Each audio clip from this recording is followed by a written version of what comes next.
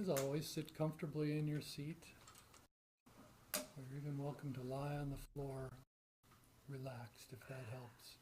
But if you're going to sit, try and let your neck balance on top of your spine like blocks set on top of each other, so you don't have to use a lot of muscles. You can just be relaxed but attentive.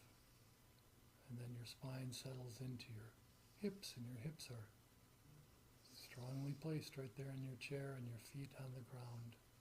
You can hold your hands in your lap. Helps to just have some place to put them. We'll take 3 deep breaths, one with each ring of the bell. So in and out, in and out.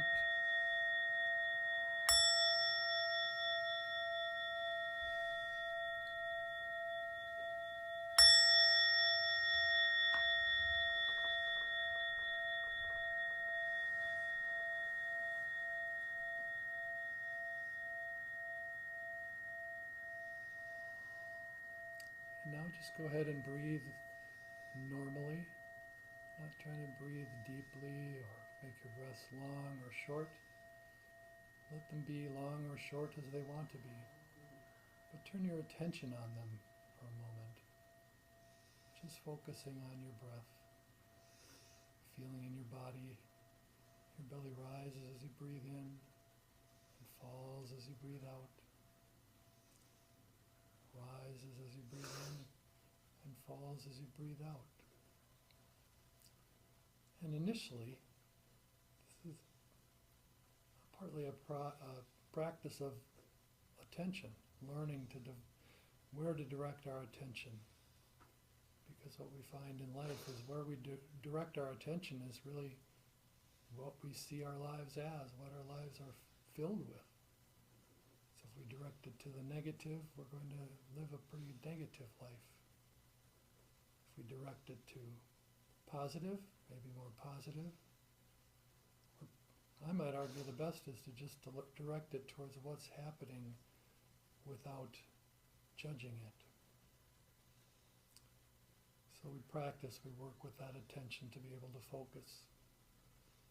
And it helps sometimes to be able to focus on thinking or feeling. You can be aware that your breath is still functioning in the background. You feel your belly rise, your belly fall. But if thoughts come up, you can be aware of them. If you get really good at it, you can feel them before they're even here. You can feel that you're on the verge of thinking. And then you can notice that they just kind of disappear. The same way when you have an itch that you feel like you'll go crazy if you can't scratch it. And then if you just watch it for a little while, it just disappears. So we learn to watch our thoughts. We were saying here just earlier too, so many people come to this practice and have the idea this is about stopping their thoughts. Well, we're large-brained primates. Our brains exist for a reason, and our thoughts evolved in so many ways to protect us. To be able to notice what we smelled on the wind, what we heard in the jungle rustling, and to come up with a plan if there was a risk or a danger. And oftentimes people practiced being alert but attentive, rather than being thrown away by anxiety and tension and worry. You do the best you can with what comes up, and if you're relaxed and ready, you're more likely to be able to respond to it well. And to that feeling too that people have, they should be able to get rid of their thoughts. I think it can be helpful to pay attention to them and see where they're taking us. But the other part of it is that we get to see kind of how our self or ego is revealed in our thoughts. You know, this mind that developed to be able to hear danger, to smell danger, to be able to smell if there was a river on the other side of that creek that we'd really be able to get some healthy water from. That became necessary for survival. And most of us may not even realize it, but we're very good at mindfulness. I think I first realized this in recovering from addiction and realizing that my time was spent in my head almost constantly, continually assessing how good I felt, if I needed to get a little more high, if I was too high and I needed to relax from it. And we all do that, really. We don't realize it. But we're all always assessing. Moment to moment, we're thinking, this chair is not very comfortable, and it's giving me a little tension in my back. I want to push that tension away. I wonder if there's a better chair I could find. We might even look around the room. Even if all the chairs look the same, we're always willing to try and find something better, so we move to a different one. And we find that the problem is still the same. Or it's like eating a really good piece of chocolate, and we think of how good that tastes. And the thought that comes up pretty quickly is, I'd like to have more of this. Some of us might even think, I'd like to have a room full of this chocolate so I could have it any time I wanted.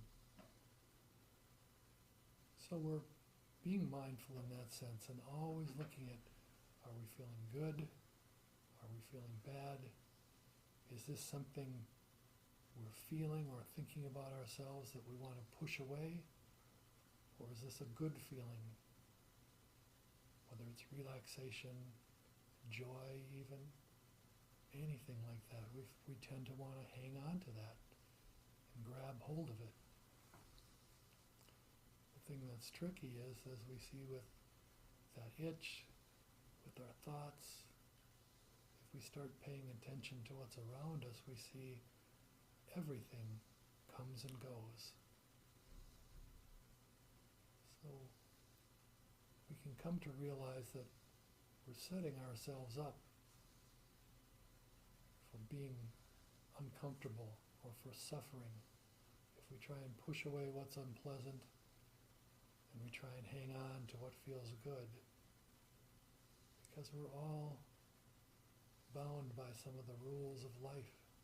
We're all of the type that are willing, or I'm sorry, we're all beings that get sick, that are subject to death, that are subject to all kinds of unpleasant things. And we're not going to be able to avoid that no matter how hard we hang on to what's good in this moment. In fact, we get so desperate to hang on to what's good, we ruin the good moment that's here in front of us. And those things that we don't like, we can't necessarily push them away.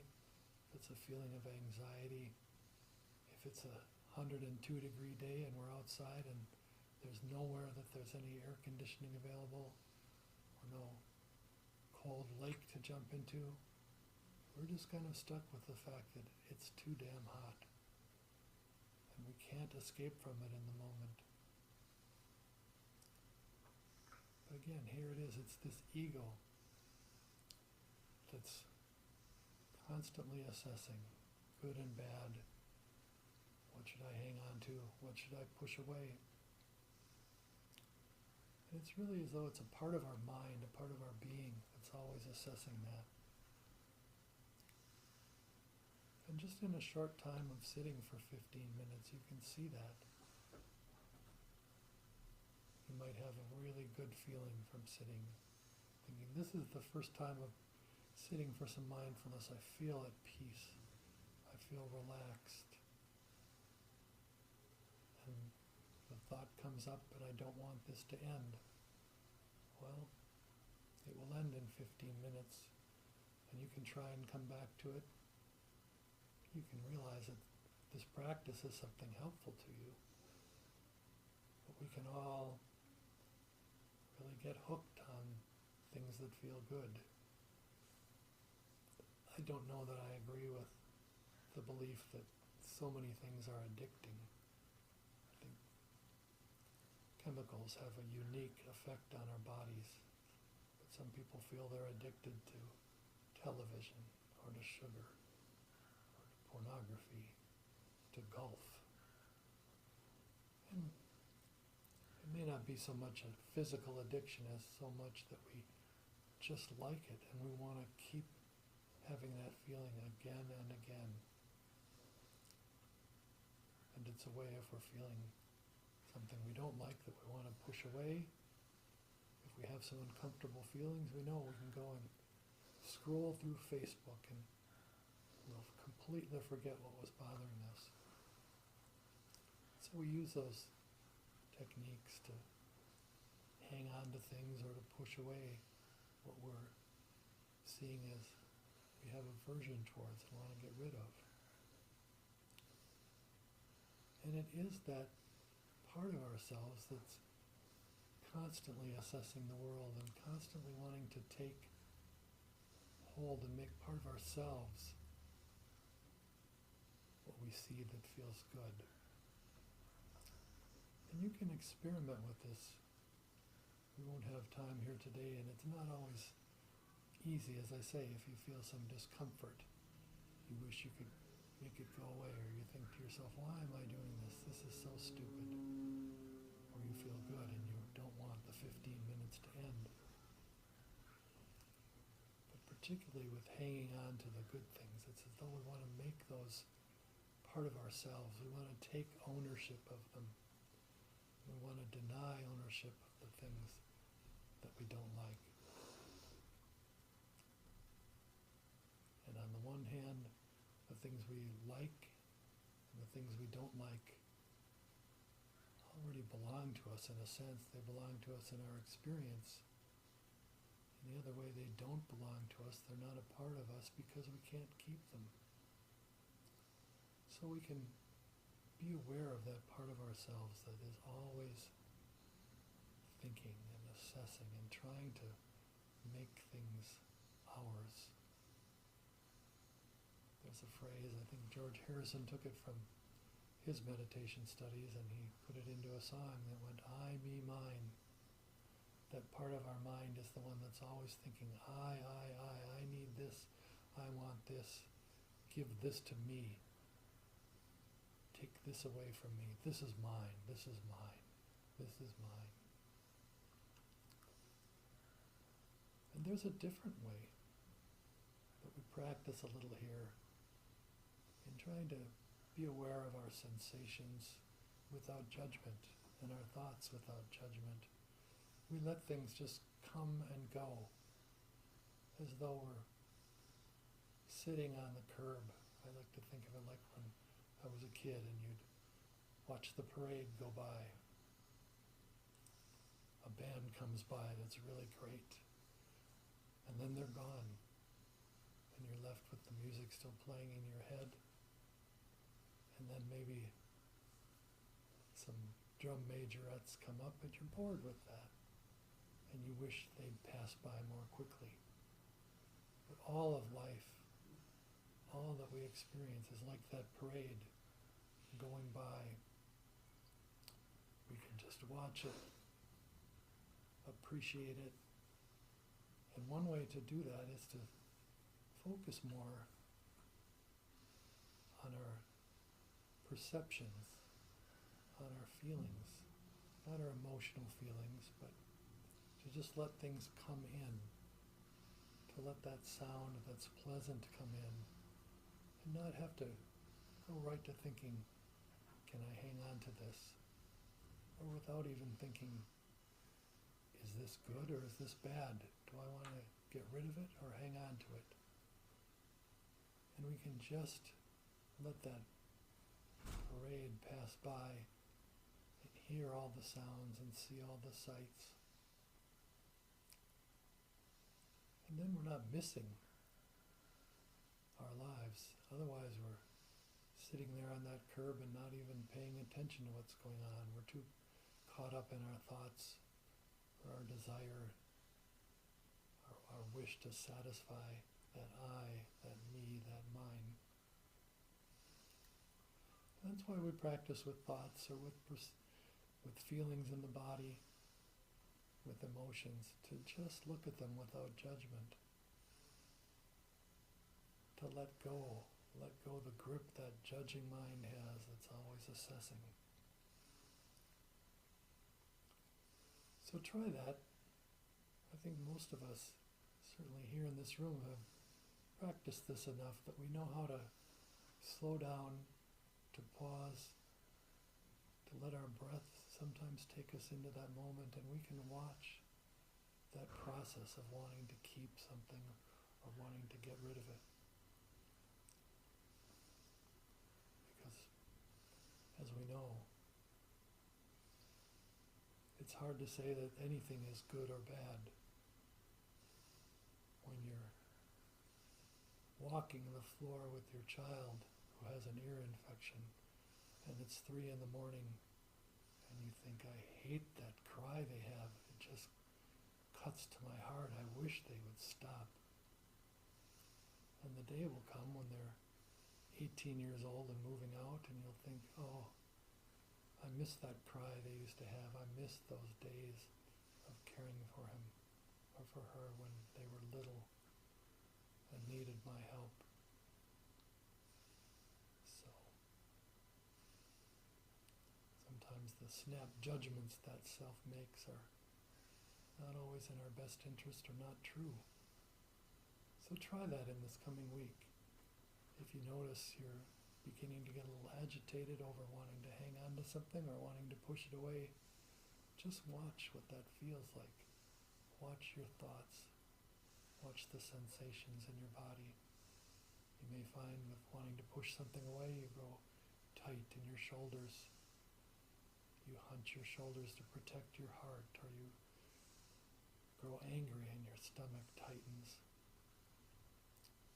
And oddly enough, the same feelings can replace the good feelings of an experience where we're primed to hang on to it and we're ready to fight to the death to keep it.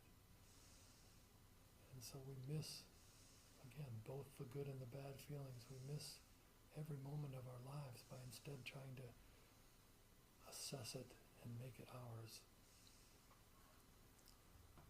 So we didn't do a lot of practice, but I think we've all done the, as I say, the breathing, the pausing, the stopping, and looking at things without judgment. That you can try that this coming week. And let's talk about it among ourselves next week. For now, I'll ring the bell and take 3 deep breaths and open your eyes.